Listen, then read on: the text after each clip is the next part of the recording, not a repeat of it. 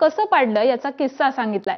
वसंतदादा हे आम्हा लोकांचे नेते, पण ते इंदिरा काँग्रेसमध्ये होते आणि आम्हा तरुणांचा काँग्रेसला विरोध होता, त्यामुळे आम्ही वसंतदादांचं सरकार घालवलं अशी जाहीर कबुली शरद पवार यांनी दिली।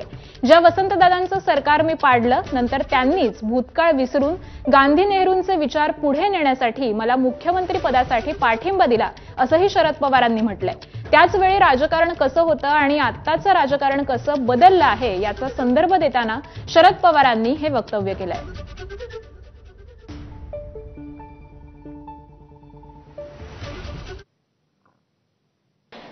होते काँग्रेसमध्ये आम्ही होतो, काँग्रेस विभागली, इंदिरा काँग्रेस वेगळी झाली, स्वर्णसिंग काँग्रेस वेगळी झाली, आम्ही लोक स्वर्णसिंग काँग्रेस, चव्हाणसाहेब होते, आणखी लोक होते आणि निवडणूक झाली। निवडणुकीमध्ये स्पष्ट बहुमत मिळालं नाही। काँग्रेसला काही जागा, आम्हालाही काही जागा, आणि शेवटी आम्ही एकत्र आलो आणि दादांना मुख्यमंत्री केलं। पण आम्हा लोकांचा, आम्हा तरुणांचा त्यावेळेला काँग्रेस आईवर राग असायचा।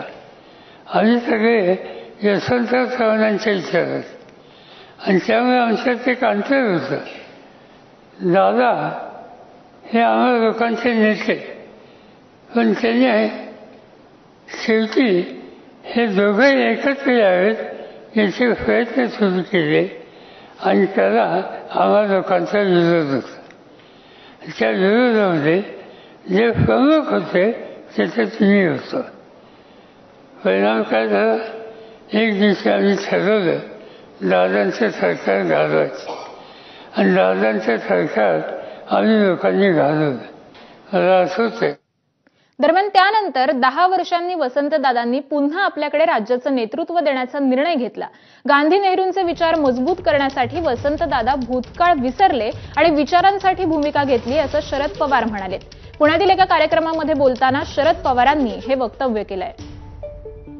मी मुख्यमंत्री झालो, माझ्या हातात सत्ता आली, आणि सांगायचं कारण असं आहे की त्याच्यानंतर 10 वर्षाच्या नंतर आम्ही सगळे पुन्हा एकत्र आलो, आणि राज्याचा मुख्यमंत्री कोण करायचं याची बैठक होती।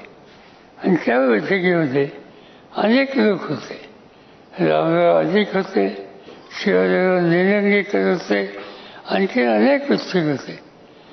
वसंतदादांनी ही बैठक बोलवली, आणि त्या बैठकीमध्ये अनेक नावांची चर्चा झाली।